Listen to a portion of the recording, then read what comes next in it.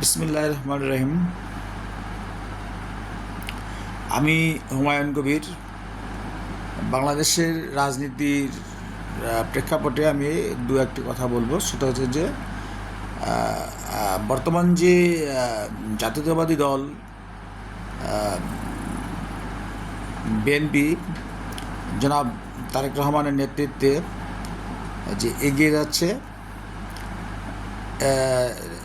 তিনি যে তার বাবা মার যে যেভাবে বাংলাদেশকে এগিয়ে নিয়ে যাচ্ছিলেন, বাংলাদেশের জনগণের ভাগ্যের উন্নয়নের জন্য, দেশের উন্নয়নের জন্য, ঠিক তেমনি করে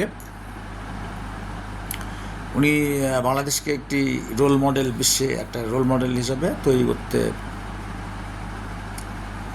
চেষ্টা করছেন এবং অবিরাম কাজ করে যাচ্ছেন, পরিশ্রম করে যাচ্ছেন।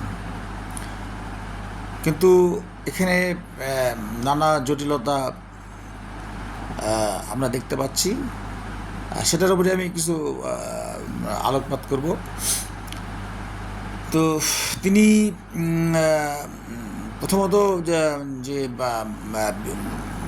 বিশ্বে যে আমাদের একটা সংকটাপন্ন অবস্থার মধ্যেও বাংলাদেশ এই এমত অবস্থায়, যুদ্ধ বিধ্বস্ত বিশ্বে বাংলাদেশ একটা সুন্দর এখনও যে অবস্থায় আছে, এই জন্যে জনাব তারেক রহমান তথা জাতীয়তাবাদী দল বিএনপিকে অভিনন্দন জানাই। তিনি সবসময়, জনাব তারেক রহমান সবসময় প্রতিটা ক্ষেত্রে, একটি দেশের প্রতিটা ক্ষেত্রে মানুষের খাদ্য নিরাপত্তা, মৌলিক চাহিদা, তারপরে যে বৈদেশিক নীতি, বাংলাদেশের যে আভ্যন্তরীণ যে সমস্যাগুলি আছে, উনি একটা একটা করে সবগুলি সমাধান করছেন। এতে বাংলাদেশ যে একটা অচল অবস্থায় চলে গেছিল, সেখান থেকে বাংলাদেশ ফিরে আসার একটা সুযোগ তৈরি হয়েছে এবং ইনশাল্লাহ এটা হতে যাচ্ছে। তো এ দেখে কিছু কিছু লোক বা আমাদের আশেপাশের দু একটি দেশ বাংলাদেশের যাতে উন্নতি না হয় তার একটা প্রচেষ্টা করে যাচ্ছে। তো আমি দেখি যে এই জনাব তারেক রহমান সকাল থেকে রাত 12টা নাই তিনি তিনি শুক্রবার নাই, তার শনিবার নাই, তিনি সব সময় প্রতিটা সেক্টর, তিনি সংসদ থেকে শুরু করে, তিনি অর্থনীতির থেকে শুরু করে, তিনি মানুষের, গরিব মানুষের থেকে শুরু করে প্রত্যেকের খাদ্য চাহিদা, মৌলিক চাহিদা, স্বাস্থ্য চাহিদা, তারপরে যে আইন শৃঙ্খলা ঠিক রাখা চেষ্টা করে যাচ্ছেন, যার ফলে আমরা দেখতে পাচ্ছি যে বাংলাদেশ একটি মানবিক রাষ্ট্রের দিকে যাচ্ছে, পরিণত হচ্ছে। তো এই যে বাংলাদেশ একটা সুন্দর মানবিক রাষ্ট্রে পরিণত হতে যাচ্ছে এবং উন্নত হতে যাচ্ছে, এটা বাংলাদেশের ভিতরে কিছু কিছু লোকের, যারা কিনা জাতীয়তাবাদের উপরে বিশ্বাস করে না, যারা তারেক রহমানকে বিশ্বাস করে না, যারা শহীদ প্রেসিডেন্ট জিয়াউর রহমানকে বিশ্বাস করে না, পছন্দ করে না, তারা এই জিনিসটাকে একটা ডিস্টার্ব করতেছে। মোট কথা বিএনপিকে একটা ডিস্টার্ব করতেছে যে কী করে তারেক রহমানের গভর্নমেন্টকে ডিস্টার্ব করা যায়, ফল করা যায়, এগুলি। এবং পুরো বাংলাদেশটাই, বাংলাদেশের সিস্টেমটাকেই যাতে নষ্ট করা যায়, এর একটা প্রক্রিয়া চলতেছে। পাশাপাশি যারা পরাজিত যে শক্তিগুলি আছে, পরাজিত শক্তিগুলি এগুলির মূল ইন্ধনদাতা, তারা সবসময় এই নতুন সরকারের পেছনে লেগে আছে। তো এটা খুবই দুঃখজনক। এগুলি গভর্নমেন্টকে একটু সচেতনভাবে দেখতে হবে যে পরাজিত শক্তিগুলিকে এতটা ছাড় দেওয়াটা ঠিক হবে না। উদার গণতন্ত্রের নামে, উদার গণতন্ত্র আমরাও চাই, উদার গণতন্ত্র ইউরোপ বা অন্যান্য দেশে আমরা দেখতে পাই। তো আমাদের দেশ তো এখনও অতটা সেই রকম মন মানসিকতার দিক দিয়ে আমাদের দেশের পরিবেশ তৈরি হয়নি, যার ফলে আমরা উদার গণতন্ত্র এখনই যদি তৈরি করতে যাই তাহলে আমরা বিপদে পড়ে যাব। তো হতে পারে আমার দেশ যখন উন্নতির শিখরে চলে যাবে তখন বাংলাদেশ অবশ্যই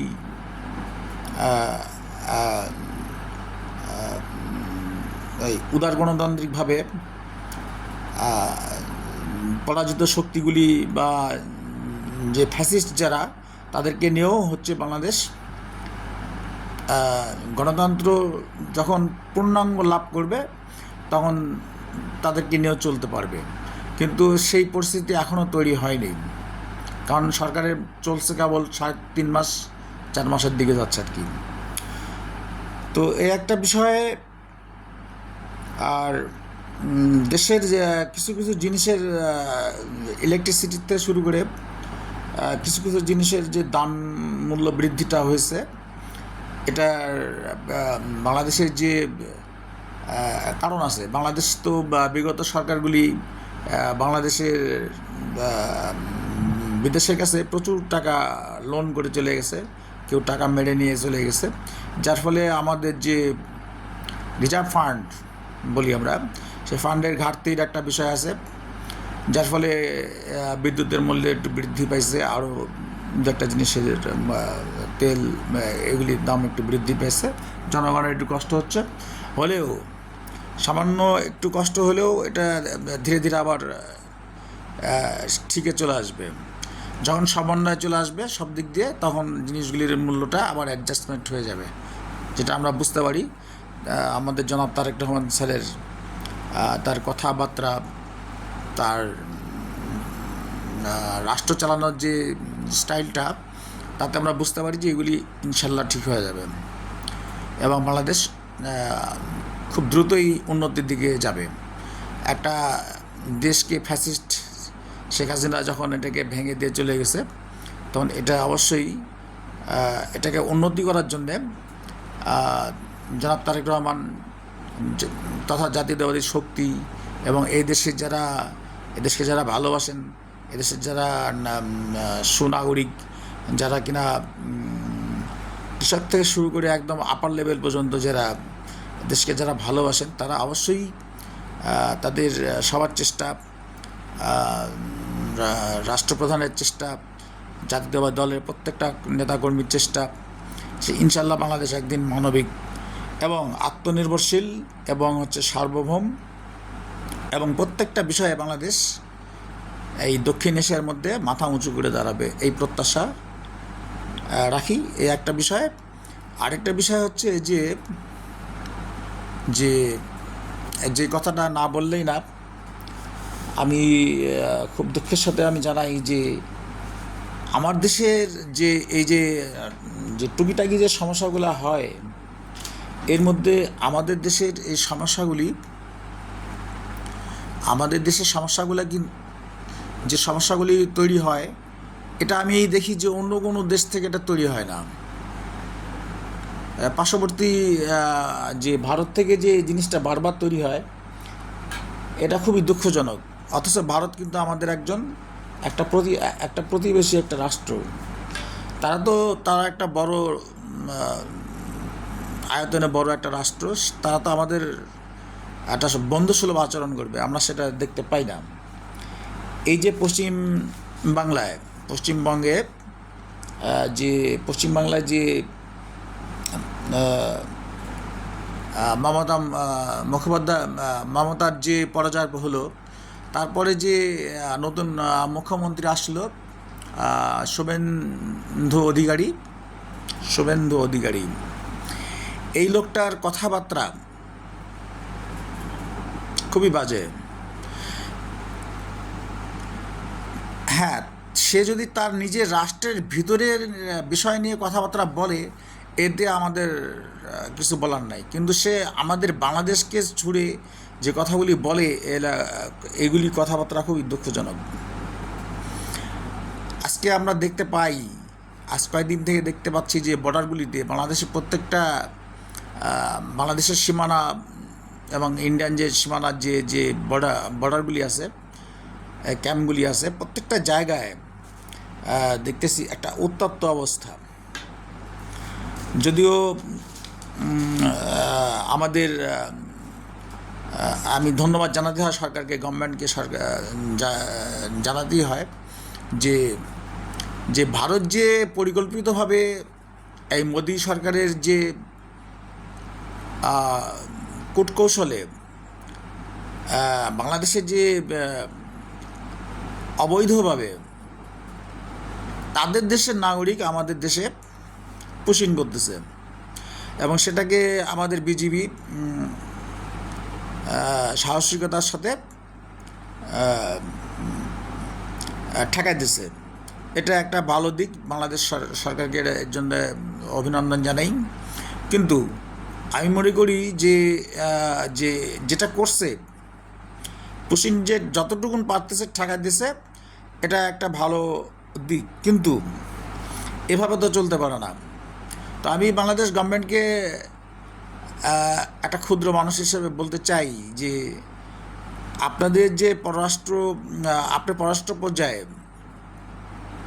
ভারতের সাথে পররাষ্ট্র পর্যায়ে আপনারা বৈঠক করে এই সমাধান করা দরকার। পররাষ্ট্র দুই দেশ মিলে বসে এটার একটা কূটনৈতিক স্টাইলে এটা একটা সমাধান হওয়া খুবই জরুরি। এই জন্যে বাংলাদেশ এবং ভারত দ্রুত এটা বসে এটার একটা সমাধান করা দরকার। কারণ বিজিবি কতক্ষণ পুশিং ঠেকায় রাখবে? একদিকে পুশিং ঠেকালে আরেক দিক দিয়ে ঢুকে পড়তে পারে। তো এগুলি একটা বিষয় আছে। আর ভারতের যে চিন্তাভাবনা খুব ভালো মনে হয় না আমার কাছে। আমি জানি না আমার বাংলাদেশি বন্ধুরা কে কী ভাবতেছে। আমাদের এই দেশ ছোট হলেও ভারতের যে জনসংখ্যা, ওরা তো একটু বেশি মিথ্যা কথা বলে। ভারতের এই সরকার থেকে শুরু করে প্রত্যেকটা লোক বেশি মিথ্যা কথা বলে। তাদের বক্তব্য হচ্ছে যে তাদের দেশ বড় দেশ, তাদের দেশ সুপার পাওয়ার একটা, পৃথিবীর মধ্যে সুপার পাওয়ার একটা দেশ। বাংলাদেশকে টিপ মারলেই মানে গলে যাবে আর কি। ভালো কথা, বাংলাদেশ টিপ মারলেই মানে ওই পিঁপড়ার মতো মানে গলে যাবে আর কি। কিন্তু আমার বক্তব্য হচ্ছে যে বাংলাদেশের আল্লাহর রহমতে বাংলাদেশের যদি আমার 18 কোটি 20 কোটি মানুষ থাকে, আমাদের দেশের এখনও এই যে দুরবস্থা, এই যে শেখ হাসিনা যে আমাদের দেশে যে টাকা পয়সা নষ্ট করে চলে গেছে, বিদেশে গেছে, টাকা লোন রেখে গেছে, তারপরে ইউনূস সরকারের সময় যে লোন রেখে গেছে, তারপরেও বাংলাদেশের যে এখনও তারেক রহমান স্যারের সময় যে আমাদের মাথাপিছু যে আমাদের যে আয়, অন্তত ভারতের প্রতিটি নাগরিকের চেয়ে আমাদের আয় বেশি। এটা আমরা গর্ব করে বলতে পারি। আর এই জায়গায় হচ্ছে ভারতের জ্বালা। তারা কী করে এত মানে আমাদের সুন্দর বন্ধু হয়, এটা আমি বুঝি না। এরকম দৃষ্টান্ত কেউ করে না। আমাদের দেশে তো আরও আশেপাশে আরও দেশগুলি আছে, তারা আমাদের নিয়ে কোনোই তাদের মাথা ব্যথা নাই। আমাদের পাশে চীন আছে, আমাদের পাশে যে অন্যান্য দেশগুলি আছে, আমাদের পাশের দেশগুলি, আমাদের বাংলাদেশ, আমরা কি আমাদের প্রবৃদ্ধি বৃদ্ধি হলো না কমলো না, আমাদের এগুলি নিয়ে তো তারা এত ডিস্টার্ব করে না। বরঞ্চ আমাদের অবস্থা খারাপ হলে তারা দুঃখ প্রকাশ করে। আর ভারত আমাদের অবস্থা খারাপ হলে ওরা খুশি হয়। এই জিনিসগুলি খুবই একটা বাজে অবস্থা। তাদের একটা যে পরিকল্পনা তো আছে আর কি, আছে, সেটা আমরা জানি। এর মধ্যে একটু অন্য একটা বিষয়ের কথা বলি, যে আমরা ওইখানে যে আমাদের মুসলমান, আমাদের বাংলাদেশে তো মুসলিম কান্ট্রি, আমাদের এখানে মুসলমান বেশি। তো এখানে আমরা অন্যান্য সম্প্রদায় আছে যারা এখানে, এখানে আমাদেরই ভাই বোন আমার সম্প্রদায়, সনাতন থেকে শুরু করে সবাই এখানে যে সুন্দরভাবে বসবাস করে। এভাবে আমি আমার স্বাধীন হওয়ার পর থেকে আমার বয়সে আমি দেখি নাই যে এরা এত সুন্দরভাবে এখানে বসবাস করে, ব্যবসা বাণিজ্য, চাকরি বাকরি করে। এটা ভারতে যে আমাদের ওখানে যারা মুসলমানরা আছে, কই সেখানে তো মুসলমানদেরকে তো যেটা দেখি আমরা, যে মুসলমানদেরকে ওখানে কীভাবে অত্যাচারটা করতেছে অহেতুকভাবে। ওদের দেশের কি ভারতে কি মুসলমান, খ্রিস্টান বা ইহুদি বা অন্যান্য বা তাদের হিন্দু, মানে অন্যান্য সম্প্রদায়ের ধর্মাবলম্বীরা থেকে থাকার অধিকার নেই? আছে। কিন্তু কীভাবে ডিস্টার্বটা করতেছে এই মুসলমানদের উপরে ওইখানে প্রকাশ্যে ডিস্টার্ব করতেছে, মারতেছে, খুন করতেছে, তাড়া দিতেছে, পুশিং করতেছে, তাদের মাদ্রাসা মসজিদ ভাঙা হচ্ছে। আমি কাউকে উত্তেজিত করার জন্য কথাগুলো বলতেছি না, কথাগুলো যেটা সঠিক সেটাই বলতেছি। সেই তুলনায় আমার দেশের কোনো অন্য সম্প্রদায়ের তাদের প্যাগোডা মন্দির বলি, যাই বলি, তাদের ধর্মকর্ম, তাদের হচ্ছে ব্যবসা বাণিজ্য, আমরা কিন্তু তাদেরকে নিজের ভাই বোনদের মতো তাদেরকে আগলে রাখি। তাদের সাথে আমাদের একেবারেই ভাই ব্রাদারের মতো, বন্ধুর মতো সম্পর্ক তাদের সাথে। তো দুঃখ লাগে যে আমরা 20 কোটি মানুষ স্বাধীনতার পরে যেভাবে ভারত আমাদেরকে ডিস্টার্ব করতেছে। শুধু ভারতের সাথে বাংলাদেশের সম্পর্কটা একটু গভীর হয় কেন, যে ওদের বিশেষ করে পশ্চিমবাংলা বা ওদের যে ভাষাভাষী, ওদের সংস্কৃতি এবং আমাদের সংস্কৃতির সাথে অনেকটা মিলে যায়, যার ফলে একটু মিল হয়। কিন্তু তারপরে ওরা যেভাবে আমাদেরকে এই যে সীমান্তের যেভাবে ডিস্টার্ব করে, সীমান্ত থেকে শুরু করে বাংলাদেশের ভিতর পর্যন্ত তারা চলে আসে আমাদের ডিস্টার্ব করতে বিভিন্নভাবে, বিভিন্ন কৌশলে, বিভিন্ন স্ট্র্যাটেজিকে মাধ্যমে আমার বাংলাদেশকে ডিস্টার্ব করে। কিন্তু আমি এটা অন্য কোনো রাষ্ট্র করে না। এটা আমার কাছে অনেকটা ইসরায়েলের মতো লাগে। ইসরায়েল যেমন, আমার কথা শুনে হয়তো অনেকে ভাববেন যে আমি কি বলছি, যেমন আমাদের ওইখানে মুসলিম একটা রাষ্ট্র আছে ইসরায়েলের পাশে, প্যালেস্টাইন, ছোট্ট একটা রাষ্ট্র। আমার জন্মেরও আগে থেকে আমি দেখতেছি ওইখানে শিশু বাচ্চা থেকে বা বয়স্ক লোক পর্যন্ত এই ইসরায়েল যখন ইচ্ছা তখন তাদেরকে ডিস্টার্ব করতো, যখন ইচ্ছা তাদেরকে মারতো, ধরতো, তাদেরকে খেতে দিত না। প্রত্যেকদিন এই করতে করতে ইসরায়েল একেবারে ফিলিস্তিনকে একেবারে শেষ করে ফেলছে। তাদের ভবিষ্যৎ টার্গেটটা, এই ইন্ডিয়ার ভবিষ্যৎ টার্গেটটা খুব ভালো মনে হচ্ছে না। তারপরেও যে ইন্ডিয়ার যে অন্য যখন গভর্নমেন্ট থাকে, কংগ্রেস বা অন্যান্য যে দলগুলি আমরা দেখছি, এতটা ডিস্টার্ব করা নাই। এই যে বিজেপি একটা হিন্দুত্ববাদী যে একটা গভর্নমেন্ট আসছে নরেন্দ্র মোদীর অধীনে, এই লোকটার মানে একটা বিধ্বংসী একটা তার চিন্তাভাবনা সবসময়। হ্যাঁ, যে সে শুধু বাংলাদেশ না, ওই পারলে সব জায়গায় একটা গ্যাঞ্জাম বাধা রাখতে চায়। সে শ্রীলঙ্কায় গ্যাঞ্জামগুলি যে হলো, এর আগে যে শুধু মোদি না, অন্যান্য সরকারও এই শ্রীলঙ্কার গ্যাঞ্জামগুলো ওরা লাগা রাখছে। নেপালের সাথে পারা নাই, নেপালের সাথে গ্যাঞ্জাম রাখছে। পাকিস্তানের সাথে পারা নাই, ওখান থেকে ঘটে আসছে। এই কাশ্মীর লিয়ে গ্যাঞ্জাম, আর বাংলাদেশের বর্ডার লিয়ে গ্যাঞ্জাম শুরু করছে। তো এরা যদি ভাবে ওইটা, যে ওই ইসরায়েলের মতো বাংলাদেশকে, ইসরায়েলের বন্ধু তো ইন্ডিয়া, এই ইসরায়েলের মতো বাংলাদেশকে ওই ফিলিস্তিনের লোকজনের মতো মারবে, ধরবে, যা ইচ্ছা তাই করবে, ওটা হবে না, ওটা হতে দেবো না আমরা। এখানে 20 কোটি মানুষ বসবাস করে। আমি বলি বাংলাদেশের প্রত্যেকটা মানুষ, আপনারা নিজের অস্তিত্ব, আপনার ভবিষ্যৎ, আপনার বাচ্চা কাচ্চা, তার বাচ্চা কাচ্চা, তার আপনার এই ভূমি, এই 71-এ আপনার এই যে ভূখণ্ডটা পাইছেন, কত মানুষের রক্তের বিনিময়ে। বাংলাদেশের মানুষ যুদ্ধ করতে জানে, বাংলাদেশের মানুষ অধিকার ছিনিয়ে নিতে জানে। 71-এ তার ভূখণ্ড অধিকার করছে না। আবার এই যে 2024 সালে যে একটা ফ্যাসিস্ট সরকারের থেকে জুলাই অভ্যুত্থানের মাধ্যমে নিচ্ছে না, বাংলাদেশকে তো মুক্ত করছে। তো 52-তে ভাষা নিয়ে ঝামেলা হলো, মুক্ত করছে না। তো বাংলাদেশের মানুষকে চটানোর দরকার নাই। আমি ইন্ডিয়াকে বলি আর শুভেন্দুকেও বলি, বাংলাদেশের মানুষকে চটাবেন না, লাস্টে আপনাদের অস্তিত্ব কিন্তু খুঁজে পাওয়া যাবে না।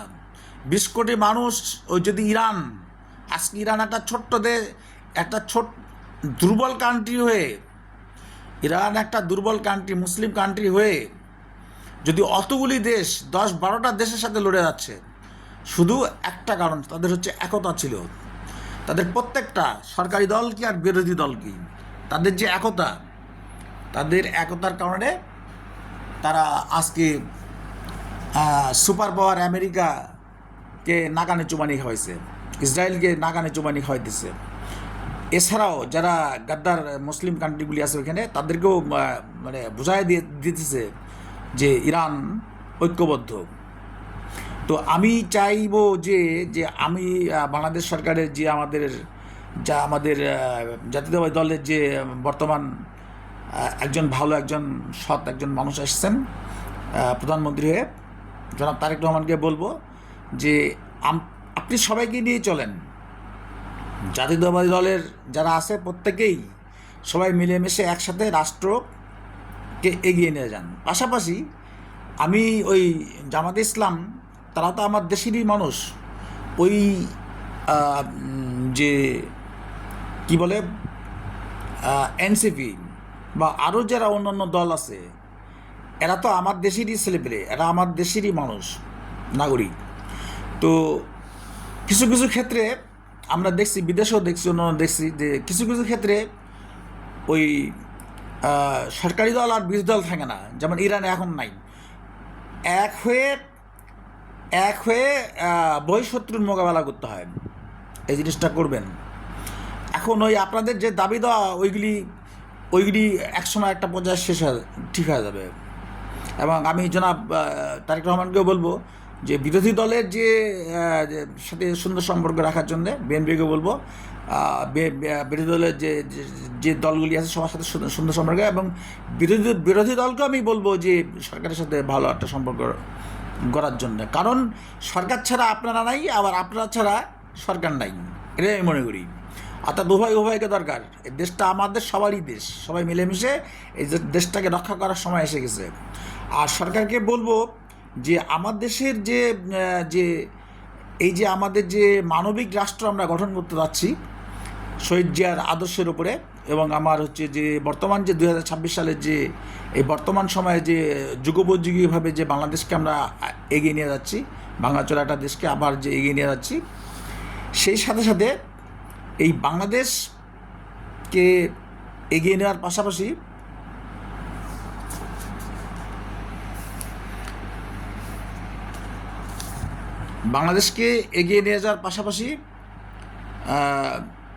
যে বাংলাদেশের যে প্রতিরক্ষা, আমি বারবার ভিডিওগুলিতে বলি যে আমাদের প্রতিরক্ষা আছে, কিন্তু আমাদের 55 বছর বয়স হলো যুদ্ধের, বা 55 বা আরও বেশি হয়ে যাচ্ছে মনে হয়, এই আসলে হয়তো 56 হয়ে যাবে আর কি। যাই হোক, এর মধ্যে যে এই 55-56 বছর বয়সে বাংলাদেশের বয়স হলো স্বাধীনতার। তো ঘটনা হচ্ছে যে বাংলাদেশের যে সেনাবাহিনী, আমার যে প্রতিরক্ষা বাহিনী, প্রতিরক্ষা আমাদের আরও শক্তিশালী করতে হবে, প্রতিরক্ষা শক্তিশালী করতে হবে।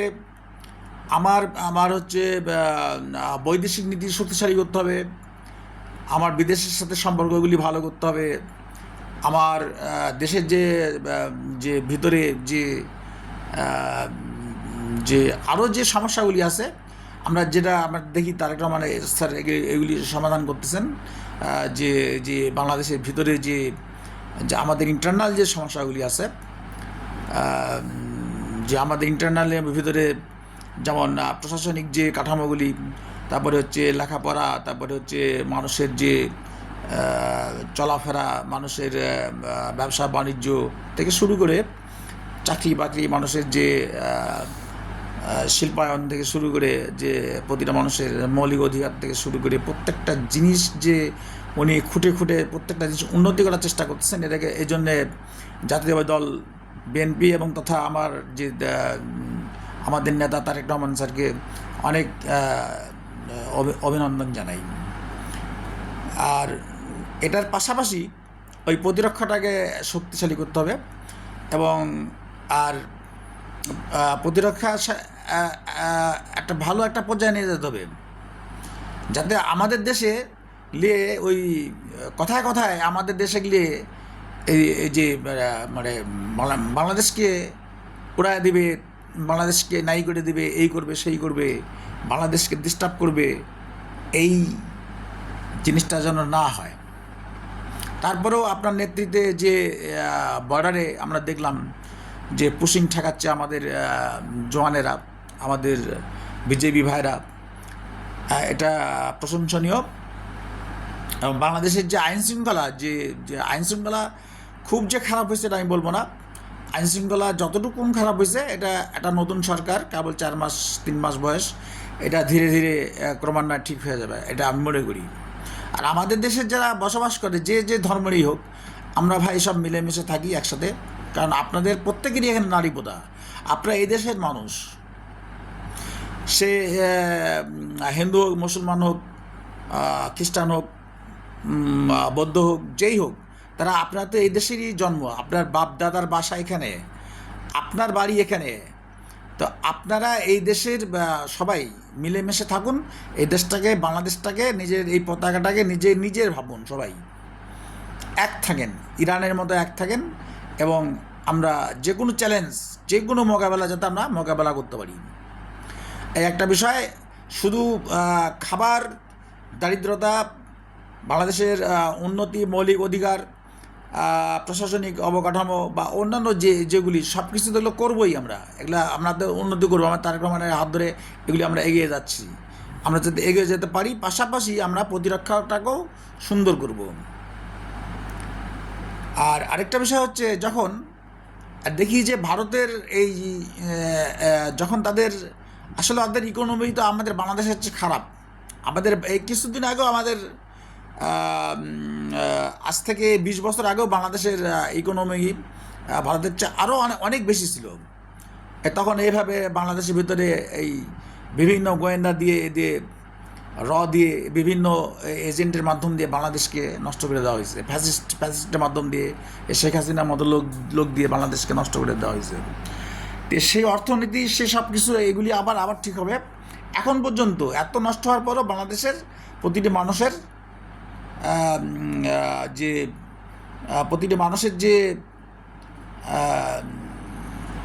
যে আয় ওই ইন্ডিয়ার প্রত্যেকটা লোকের চেয়ে ভালো, এটা ইন্ডিয়া সহ্য করতে পারে না।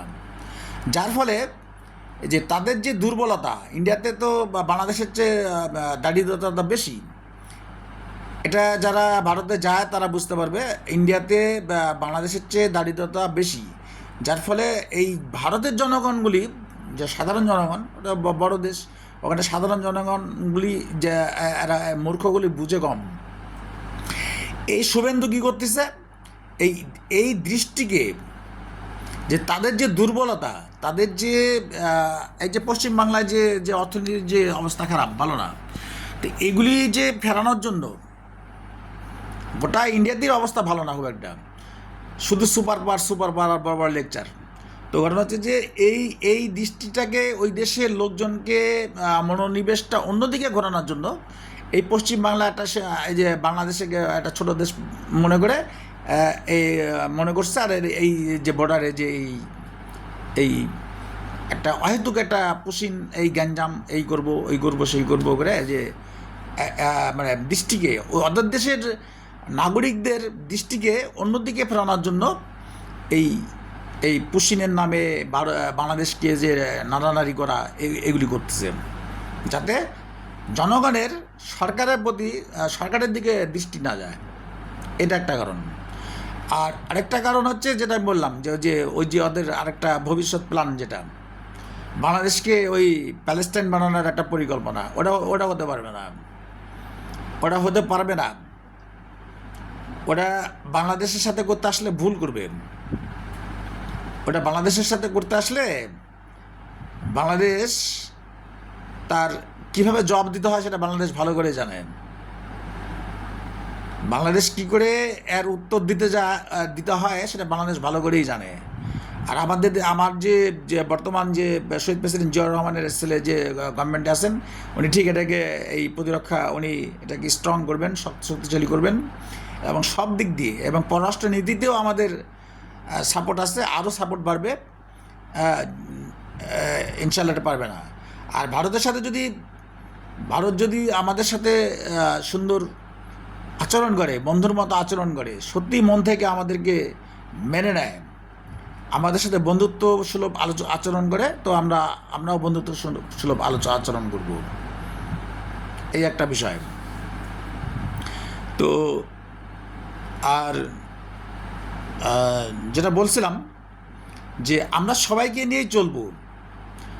আমি আমাদের প্রিয় নেতা জনাব তারেক রহমান, তিনি সুন্দরভাবে দেশটাকে চালিয়ে নিয়ে যাচ্ছেন, এই জন্য তাকে ধন্যবাদ জানাই এবং বিএনপিকে ধন্যবাদ জানাই। তো এর মধ্যে যে আরও কিছু কাজ, এই যে বিরোধী দলের সাথে আমাদের বিরোধী দলের যে বিরোধী দলের চাহিদা এটা থাকেই। তো তাদের সাথে মিলেমিশে থাকাটা ভালো, সে এনসিপি হোক, জামাত হোক, আর যেই দলই হোক, মিলেমিশে থাকাটাই ভালো। আর বিরোধী দলেরও উচিত সরকারকে সম্মান করা, সরকারের সাথে সুন্দরভাবে চলা। সরকারের ভুল ত্রুটি হতে পারে, সেগুলি ধরিয়ে দেবে। আর সরকারও এভাবে মিলেমিশে সবার সাথে নিয়ে চলুক। কিন্তু ফ্যাসিস্ট হাসিনা, আমি এই মানুষটার ব্যাপারে আমার আছে, দ্বিমত আছে। ফ্যাসিস্ট হাসিনা বা তার সাঙ্গপাঙ্গ এদেশে যে অস্থিতিশীল করার একটা চেষ্টা করবে দেশকে, এটা আমি চাইব না। এটা যেন না করতে পারে, না করাটাই ভালো। সেটা সময় আছে। উদার গণতন্ত্র, বহুদলীয় গণতন্ত্র, যেগুলি শহীদ প্রেসিডেন্ট জিয়াউর রহমান করে গেছেন, আমাদের তারেক রহমান স্যারও উনিও করবেন। তবে এটার একটা সময় আছে। এটা কেবল 4 মাস যাচ্ছে সরকারের, এটার সময় আছে। যখন আমার দেশের গণতন্ত্র আরও পাকাপোক্ত হবে, তখন এগুলি দেখা যাবে। এই হচ্ছে, আমি এই কথাগুলি বলতে চাচ্ছিলাম। আর দেশ আপনার নেতৃত্বে উন্নত হবে এবং হচ্ছে যে প্রতিরক্ষাটা আরও সুন্দর হবে, পররাষ্ট্রনীতি থেকে শুরু করে আমার সব কিছুই সুন্দর হবে। আমাদের দেশের যে আপনি যে প্রজেক্টগুলি হাতে নিয়েছেন, খাল খনন থেকে শুরু করে যে আমাদের যে বৃক্ষরোপণ, আমাদের প্রশাসন, আমাদের ব্যবসা বাণিজ্য, শেয়ার বাজার, এভরিথিং সুন্দর হচ্ছে এবং এভাবে এগিয়ে যাবে। পাশাপাশি বিরোধী দলের সাথেও সুন্দর সম্পর্ক রাখেন।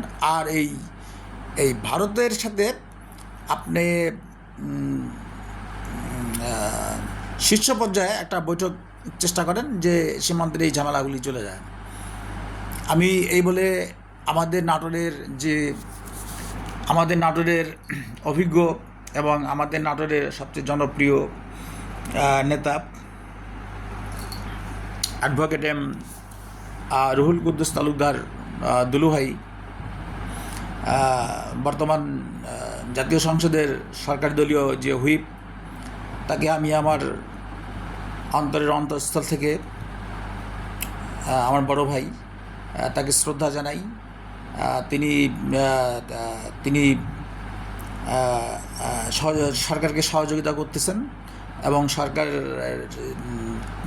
সহযোগিতার পাশাপাশি তার সহযোগিতা এবং নাটোরের উন্নয়ন হবে, বা পাশাপাশি গোটা বাংলাদেশের জনাব তারেক রহমান সরকারের জাতীয়বাদী দল সরকারের উন্নয়ন হবে এবং তার মেধা বুদ্ধি দিয়ে জনাব তারেক রহমানকে সহযোগিতা তিনি করবেন এবং বাংলাদেশ এগিয়ে যাবে, এই কামনা করছি। করে আমি আমার কথা এখানে শেষ করতেছি। বাংলাদেশ জিন্দাবাদ, শহীদ প্রেসিডেন্ট জিয়াউর রহমান অমর হোক, বেগম খালেদা জিয়া জান্নাতবাসী হোক এবং আমাদের জনাব তারেক রহমান জিন্দাবাদ, তিনি আরও এগিয়ে যান। আমাদের নাটোরের যে হুইপ অ্যাডভোকেট রুহুল কুদ্দুস তালুকদার দুলু ভাই, তার শুভকামনা করছি, তিনি আরও এগিয়ে যাবেন এবং দেশ পরিচালনায় আরও বাংলাদেশকে উন্নতি করার জন্য প্রধানমন্ত্রী জনাব তারেক রহমানকে সহযোগিতা করবেন। এই বলে আমি আমার কথা এখানে শেষ করছি। বিএনপি জিন্দাবাদ। আল্লাহ হাফিজ।